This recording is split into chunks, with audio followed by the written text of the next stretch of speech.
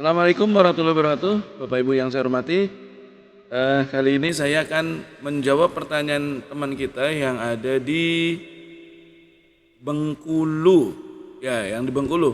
Bapak, saya punya pinjaman di sebuah bank pemerintah. Itu pinjaman saya eh, macet sudah 3 bulan, sudah 3 bulan. Kemudian saya punya rekening tabungan di bank yang sama tapi di kantor yang berbeda. Maksudnya mungkin ini kantor cabang yang berbeda. Nah, suatu ketika saya mendapatkan kiriman uang dari kakak saya yang ada di luar negeri, dititipkan lewat rekening saya. Kemudian tanpa pemberitahuan, tanpa adanya pemberitahuan kepada saya, tiba-tiba saat rekening tersebut mau diambil untuk saya serahkan kepada anaknya kakak saya tersebut yang ada di luar negeri, ternyata saldonya sudah tidak ada. Ternyata diambil untuk menyetori pinjaman saya di bank yang sama tapi di kantor yang berbeda. Ini apa yang harus saya lakukan? Ya, baik Bapak Ibu, pendebetan atau pengambilan saldo dari sebuah rekening itu tidak bisa dilakukan oleh bank tanpa adanya surat perintah dari pemilik rekening tersebut. Jadi, kalau tiba-tiba bank tersebut menarik saldo yang ada di rekening yang bersangkutan tanpa persetujuan dari pemilik rekening, ini namanya pencurian, ya. Jadi tidak boleh, tidak dibenarkan sekalipun Anda punya pinjaman, punya tanggungan di bank yang sama, tapi kantor berbeda, itu nggak boleh diambil seperti itu. Jangankan di kantor yang berbeda, di kantor yang sama sekalipun.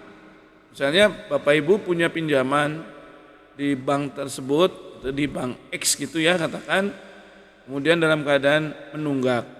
Nah, tiba-tiba Bapak Ibu rekeningnya kemasukan uang, ya baik, maksudnya kemasukan itu dapat transfer gitu ya di rekening tabungan Bapak Ibu. Kemudian tiba-tiba diambil oleh bank tersebut untuk menyetori pinjamannya. Ini nggak boleh ya. Walaupun Bapak Ibu di bank yang sama, ya pinjamannya di bank yang sama, tabungannya juga di bank yang sama, itu tidak boleh. Kecuali dari awal itu Bapak Ibu saat kredit ditandatangani, saat pencairan kredit, Bapak Ibu itu menandatangani surat perintah pemindah bukuan atau pendebetan atau surat kuasa mengambil rekening, saldo rekening di rekening Bapak Ibu tersebut untuk nyetori pinjamannya gitu. Atau di auto debit sejak awal dengan adanya surat perintah gitu. Jadi kalau nggak ada surat perintah nggak bisa, ya. Seperti misalnya pinjaman potong gaji gitu. Pinjaman potong gaji kan juga kenapa dia bisa ngambil dari rekening Bapak Ibu? Karena sudah ada perintah surat kuasa potong gaji. Nah, dari situlah bank boleh mengambil saldo yang ada di rekening tabungan nasabah tersebut. Gitu. Kalau nggak ada ya nggak bisa. Apalagi tanpa adanya perjanjian apa-apa, tanpa adanya surat perintah, tiba-tiba memindah bukukan yang ada di situ. Lalu apa yang harus dilakukan? Ya tentunya ditanyakan baik-baik dulu, diklarifikasi dulu, atas dasar apa Anda memindahkan saldo yang ada di rekening saya ke rekening pinjaman di bank yang sama tapi di kantor yang lain.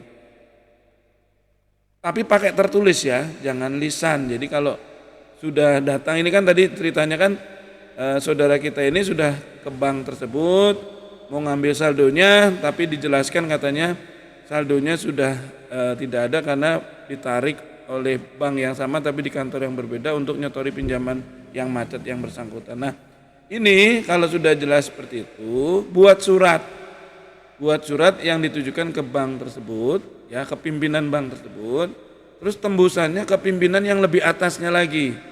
Nah, tembusan yang kedua ke OJK.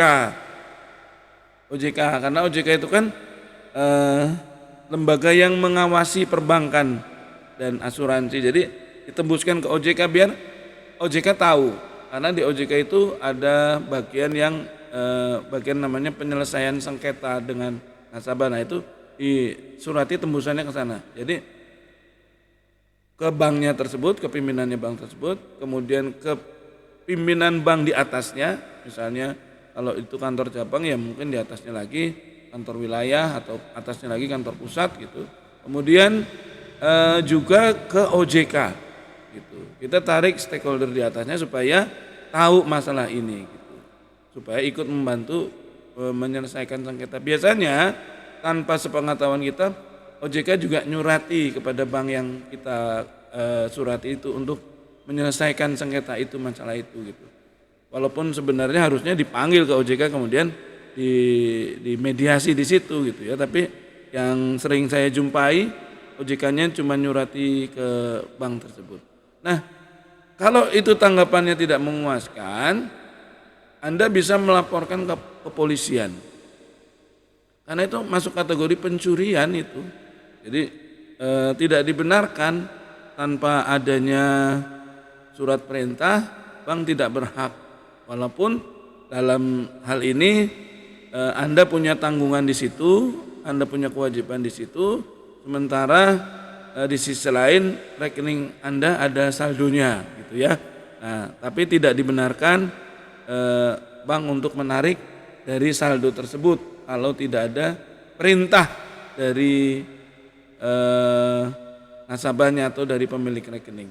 Berikutnya Bapak Ibu, saya mengingatkan kalau Bapak Ibu memang punya tanggungan di situ, ya, memang punya tanggungan di sebuah bank, rekening tersebut jangan dipakai buat transaksi yang lain, ya, untuk mengantisipasi hal-hal yang tidak diinginkan seperti kasus tadi gitu ya.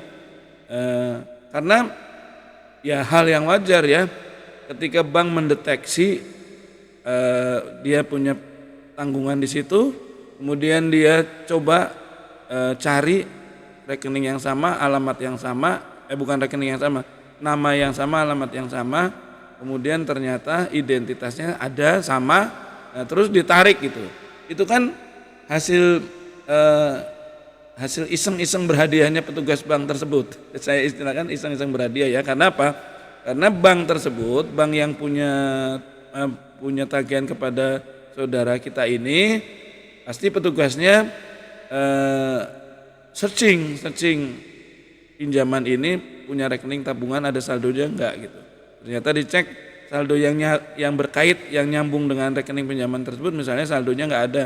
Tapi kemudian dia searching ada nama yang sama, kemudian alamat yang sama dengan identitas yang sama, dia pikir itu miliknya dia kan, miliknya dia juga, kemudian tanpa perintah ditarik, dipindah bukukan dari rekening tabungan itu kepada rekening pinjamannya nasabah itu.